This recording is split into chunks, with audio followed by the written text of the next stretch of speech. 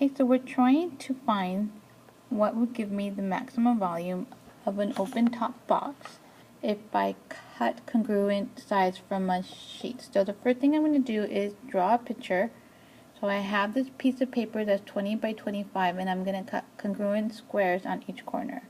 If I fold this, this is what the box will look like. So I'm trying to find the maximum volume. So if I call the squares x by x, because they're squares, then the base is going to be 20 minus 2x, the width is 25 minus 2x, and the height is going to be x. So my volume is going to be the product of all three. I'm going to do a little bit of algebra to simplify this.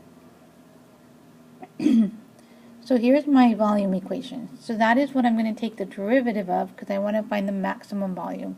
Take the derivative and set it equal to 0.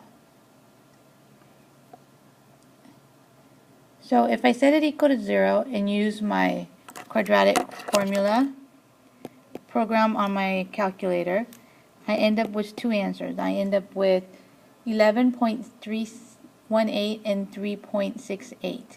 I can eliminate the 11 because that's going to be too big. So I know that my answer is going to be 3.68. So they want to know how large the squares are going to be and what the volume is. So I'm just going to go ahead and substitute my equation back into my volume. You just need to be careful. Notice that I just wrote 3.68, but on my calculator I actually used all the numbers. What I did is I stored them in A, and then I was able to just put 500A minus 90A squared plus 4A cubed. And the squares need to be 3.681.